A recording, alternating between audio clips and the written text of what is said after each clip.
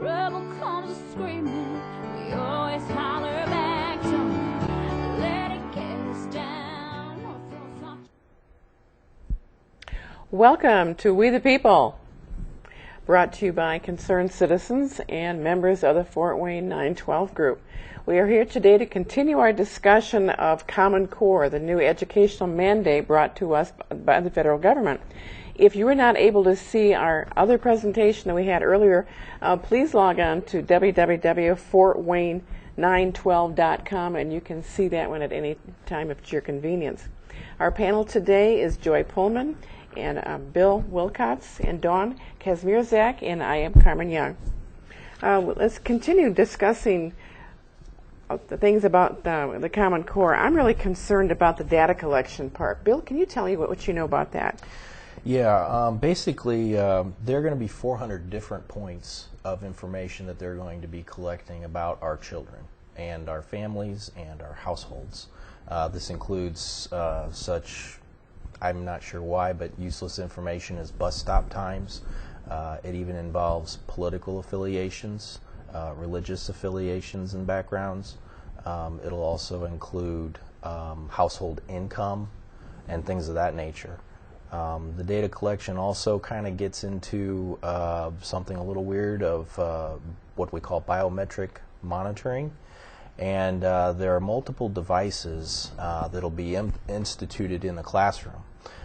They will be a facial recognition camera, and if we could just get a zoom in on that. It'd be a facial recognition camera. There will also be a posture analysis sheet. There'll be a pressure mouse and a wristband that will basically monitor vital signs. So when this is all fully implemented, a student's physical reactions to things being lectured about in the classroom will be tracked and monitored. So they'll be collecting the data on that. So let's say, for instance, a teacher brings up an issue that's kind of controversial. Recently, at the time of the taping of this program, gay marriage was a hot issue in public debate. Now, if a teacher brings up that issue and talks about it, and a student squirms in their chair because it's not something their parents have instilled in them or they believe in, and they roll their eyes, the facial recognition camera will pick that up. Their heart rate might increase, and the vital signs show a reaction to that statement. It's kind of a Big Brother thing, but kind of a Orwellian 1984 thing. But it could be used to flag that student. Can I give some Flag him for what? Go ahead. Well, I was going to add a few things about that. Sure, The go right 460 data ahead. points that Bill mentioned are from the National Education Data Model. So that's a template that the federal government, the National Center for Education Statistics, has been providing for states to use as they are required under several different grants and contracts with the federal government to be creating longitudinal data systems. So right now, that is a model, a template for states to use. And as far as I know, states are moving toward that, and they haven't done all of that yet. The second thing to understand is the bill is talking about a report from the U.S. Department of Education when he's talking about biometric, monitoring of students, how they sit in chairs, the sweat, sweat on their skin and so forth. And that's talking about the Department of Education is encouraging research in that area, but there aren't any plans to roll that out in everybody's school district nationwide. Now, some school districts are doing some similar programs. We've heard about, especially in the Fort Wayne area, there's fingerprint scans to get your school lunch. Another mom just emailed me this week about fingerprint scans to go check a book out of the school library, and so on and so forth. So we also had a call from a teacher that she believed iris scans had been being done for the last year in the Fort Wayne schools as well.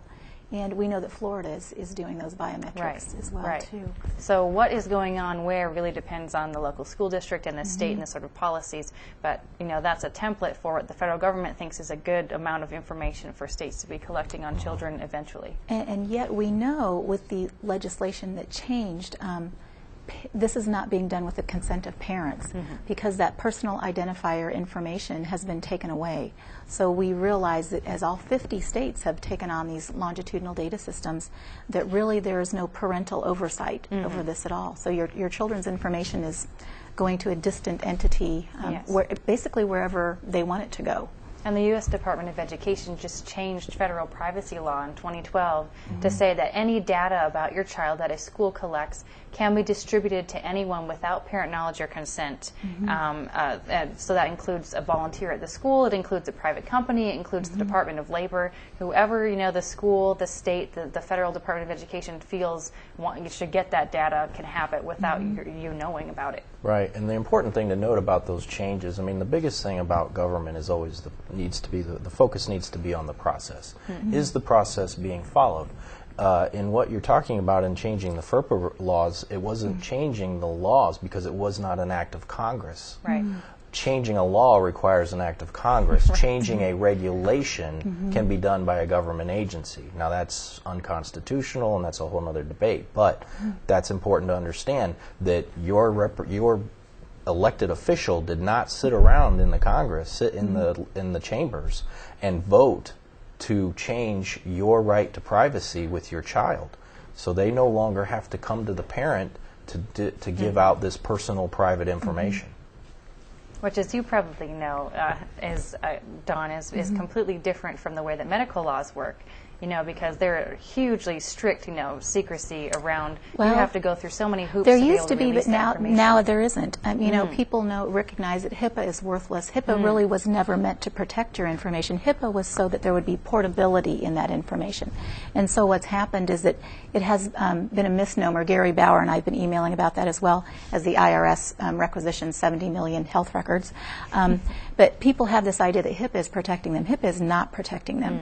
And so actually, as in electronic health records in the medical field, we all know that you can type in anyone's name and you can find out anything you want to about that individual. There is no protection in that. That is part of the new Affordable Health Care Act as well. So your information is not private in healthcare at all. And that's very documented among the healthcare practitioners.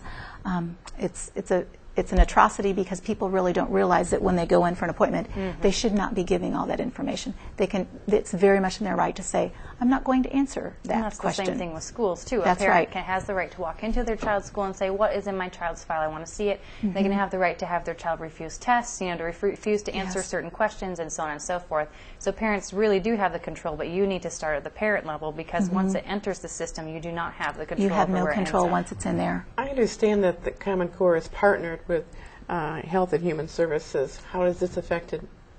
How it is, Health and Human Services is also what is with healthcare and things like that.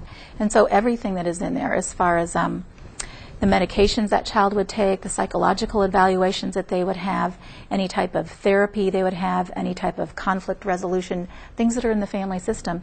And as we know that the UN Convention on Rights of Persons with Disabilities is again coming up to be ratified in our nation, even though we turned that down in, I think it was December.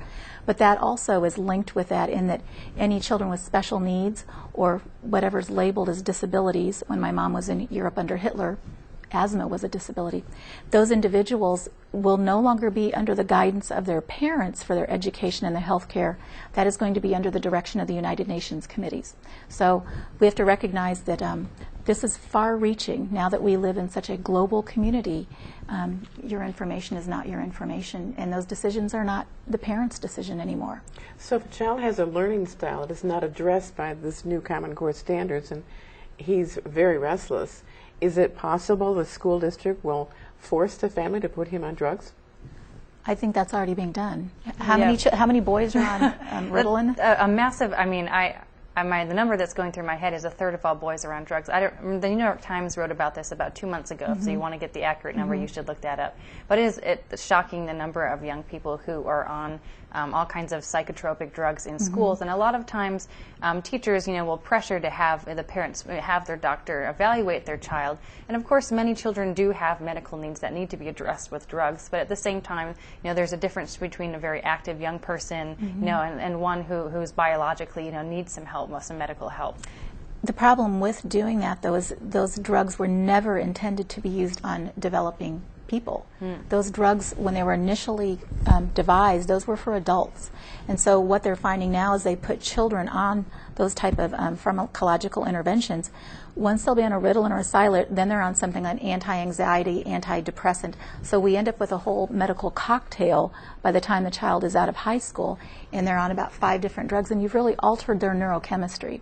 You know, you cannot take a drug in a receptor site blocking something that you're altering another function that would normally be happening later down the road. So it's a huge it's a huge picture of trying to make children sit in a classroom when they need to move. Children physically need to move. They cannot sit at a computer screen all day long. At least my children. Yes, I think every child is. We're all different. So this title of ADHD and ADD, sensory processing disorder, emotional anxiety, and actually we're having record numbers of suicide in young people. I mean, this is huge. There's a great deal of pressure to perform on these tests, and there's a great deal of pressure to have yourself sit still, control, medicated, and many of the children now don't come from nurturing backgrounds, and so they're certainly not finding that in the school system either. So do you predict this will probably tend to increase the probability of more suicides for the children that find this kind of curriculum pointless? I think that it would cause a great deal of discouragement if you feel that you really can't grasp these concepts that are being presented, and your parents can't help you grasp them either. If you have a parent or 2 parents, then you feel very defeated in your own abilities to learn that there's something must be wrong with you. And so I think that causes children to seek out other areas to gain attachment or to gain role models and things that way. But it certainly doesn't encourage their desire to learn. It's certainly not going to be conducive when we are all different. We all learn different ways. We're all not all widgets. We are unique individuals, and this common core mentality does not seem to address that individual uniqueness of each of our children. When I was in college studying to be a teacher, that was something everybody was focusing on. That was the new thing in education, is addressing the variety of learning styles, understanding the learning styles of your students. They had a whole lots and lots of different ways that you could teach the same subject. And that philosophy it's a starting ground, but we work with actually he's a cognitive psychologist, and he's in Israel. He's the man who tutored Piaget's children, and he is responsible for getting Israel's education started and things. But we talk about learning styles. We may all have a platform of a learning style, but we do not want that to become a crippling thing. Right now, what's happened in education is many children have been told, you're only an auditory learner, you're only a visual learner. And if the teacher doesn't teach in all these multiple modes, then you can get out of that classroom, or it must be her fault. We want the child to use every sense that we have. We want to be tactile, we want to be auditory, we want to be visual. We don't want to cripple you to only be able to hop on one auditory foot around the classroom. We want to get to the point where you can use all the different senses that you have. So we have to be real careful that while that is good to talk about an initial auditory learner, we want you to become a visual learner as well. We want you to become a tactile learner as well. We don't want to cripple you. We want you to grow and keep growing. There's no boundaries. Well, if this education is going to be focused mostly on computers and such, you're not going to have the variety of input. No, it doesn't seem that way. It seems very limited to... Actually, what you're going to have is you're going to have a drowning of the sensory system with visual and auditory, very graphic. And you're not going to have a way to filter out whether you should be watching that much. I'm an optometrist as well in neurobiology. This is a nightmare for a neurobiologist, because you look at what's happening.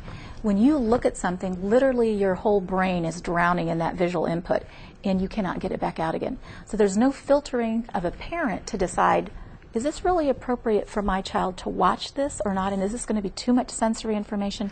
And when they couple that with, it's a very emotional curriculum that we're forcing here. So we're putting a lot of emotion with that.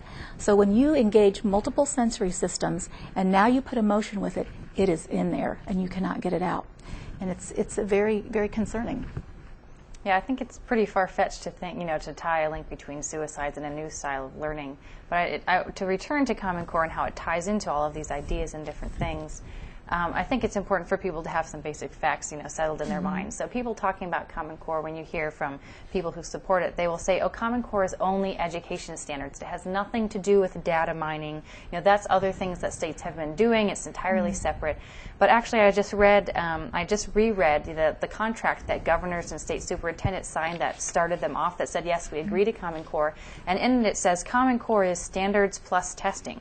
So we think that the initiative is two-part. It's not just this set of standards that defines curriculum. It also includes these testing. And so when I read the contracts between one of the testing groups and the federal government, they said we are interested in looking at things that are not just academic skills, behaviors, self-discipline, self-motivation, self-analysis, and so on and so forth. And those are the sort of things that parents start to get really dicey about, because analyzing a behavior or an attitude is extremely subjective. And so to what to one person might be bold courage, might be reckless endangerment, and so on and so forth. Or to some people consider a virtue to challenge and question authority, and other people, want you to be more submissive and go along with the crowd. So that entirely depends on the situation that the child is in.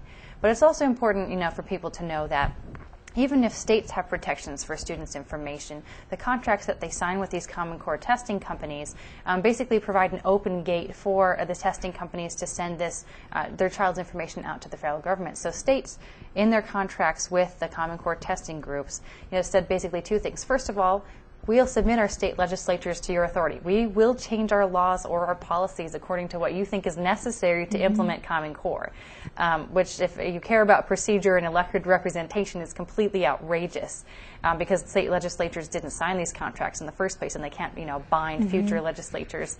But the second thing that includes, it says we will give you whatever data you want about children. If you think it's necessary for these tests, you get it. And so then those Common Core testing groups in turn signed a contract with the federal government, who provided them all of their operating funds, and they said to the federal government, whatever data you want, whatever oversight you want, you can have it. So this is what I call, the child data pipeline, that even if your state has a privacy law, once it goes out of the state through those testing companies whose tests there's currently no independent review of, a board saying we're taking psychometric things off of their personal psychological profiling and so on and forth. We promise that will be on the test. It's, independently verified. So we have no guarantees that will be the case. And what that does is set up a situation, and basically there's no accountability for the personal things, about a minor, to their parents, the people who are their guardians. They can't control, the information about their child. Well, that's a good point, because that's part of what we're talking about. There is no accountability in anything of this. This is totally no accountability. Those that, the NGA and the CCSSO, those that design this, have legally insulated themselves from any accountability. There's huge paragraphs where they talk about no liability of any of the. I should pull it over here. Yeah, you want to read some of the quotes? We should read some of the quotes here. Under no circumstances shall NGA Center or CCSSO individually or jointly be liable for any direct, indirect, incidental, special, exemplary, consequential, or punitive damages, however caused and on any legal theory of liability, whether for contract, tort, strict liability, or a combination thereof, including arising in any way out of the use of the Common Core state standards, even if advised of the possibility of such risk and potential damage, without limiting the foregoing licensee waives the right to seek legal redress against and releases from all liability and covenants not to sue NGA Center and CCSO. So basically, what we have is a giant. We take no responsibility for We take anything no that we did to responsibility. It wasn't America's me. children. It wasn't me. It wasn't me. We have this weapon of mass destruction, and we're insulating ourselves in a little bunker while you guys have to deal with the fallout of a whole generation of children. But this is really great, and we want you all to do it, and it will be good for children, even though no one has ever tested But it. we're not going to be responsible if it doesn't work. And it's just crazy, you know? And all of America's children are going to be subject to this. This is outrageous. It is. Absolutely outrageous. Have you seen the quotation from David Coleman, president of the College Board? And he's talking about the partnership of Common Core with Obama's chief analytics officer, Dan Wagner. And Mr. The Coleman data thinks, team for Obama's presidential reelection. yep, and he thinks this is just wonderful, that the data they're mining out of your children is going to be forwarded to this chief analytics officer to do with whatever. For a political party. I Well, find they that need to very, very analyze children scary. in order to help them. It's only for the And children. analyze their I love how families. everything is always for the children. I'm And protecting liking your our sarcasm. families. And when did we give him authority over our children? That's when, right. When was that was decided? That's something that often comes, when I'm speaking to people about this. Who elected David Coleman? Yes, You how know? did he get in charge? That's right. Bill, I have one question for you. You were talking about the how the children are receiving, they're giving information through as many modalities, and the sensory thing, and bracelets the bracelets and the eyes and posture. stuff. When they synthesize all this information and they put it in a data bank, and somebody's going to process it, are they going to reprogram children and send them off to special reprogram classes if they don't have the standard Well, point of view? You can certainly get into a conspiracy theory mode there on that, and I would say under other circumstances that's a little bit ludicrous, but when I start seeing in official government documents that the tools and the collection of the information is all there and it can all be put into place, I can draw my own conclusions. Everybody can draw their own conclusions. The thing is that the government is the last entity that you should ever trust. Because they pretty As much the IRS has recently has proven. recently proven, and other agencies, Yeah. with their stomping of rights and harassment. If this were maybe 10 or 15 years ago, I'd say that's crazy. But with the things that we have seen come to light in the news lately, I don't trust them any farther than I could throw them. Well, if the IRS can persecute religions and Yeah. Jewish people and Christians and conservative groups for their ideology, there is no stopping them. And there's no reason to believe they wouldn't take this information and use it in some fashion you had never imagined. Well, and it's like we just talked about, it's going to be filtered off to a campaign analyst for the Democratic Party. Well, what So- really concerns me in this as a parent is treating children like they're machines. Push button here, output comes out there. And as anyone who even is in the medical field knows, the humans are so crazy complex that even medicines you think usually work often don't, depending on what everything is happening with that child. But what we're seeing is the stage has been set by actually decades of operant conditioning, B.F. Skinner, Pavlov's dogs. We have a society that's really trained for external manipulation. And so now we give that to them. We provide that to them with a computer. It's you do this, you get an A, you do this, you get a candy, you get a pizza trip, you get a scholarship, and the parents think you know everything, and you think you know everything. So you really don't want to take the information too well either. So we have a society that's trained for external control. It does not work for a constitutional republic that is supposed to be intrinsically knowing what is right and wrong and to make those choices. But I have this a quandary where I can't understand how people can turn over the mind of a child to a federal government who openly kills children from conception to live birth. And so I wonder what the thinking process is in people where once, and I think children are thinking about this too. They've heard of abortion. They know what's happening. How can you allow an entity, a regime, or a government that does not seem to value life, and then yet you're going to give them these live children and do what they want with them?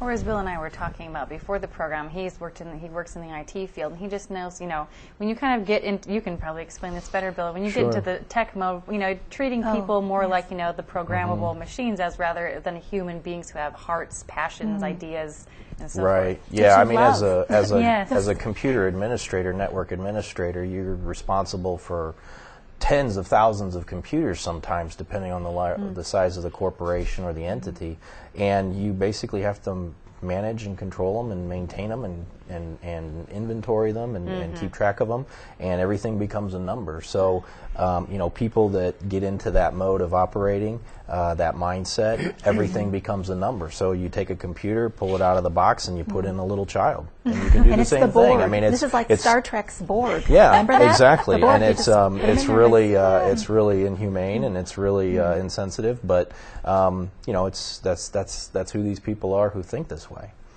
And the unfortunate thing is that some parents may sit there and think, well, how do I get my kids out of this? I'll just keep them home, or maybe I'll send them to a private school. But what we can, Homeschoolers are going to be affected as well. That's as the other SATs, problem. The ACTs, the Stanford 10, Iowa basic test of basic skills. That David Coleman, the architect of the Common Core, is also the college president board. So all of those tests are now going to be aligned with that as well. There is no test that I have been able to find that it does not now follow the Common Wow. Core progression. So if you are a homeschool or private school student and you want your child to go to college, they have to pass the SAT or SET, in order to, perform well, get accepted, get scholarships.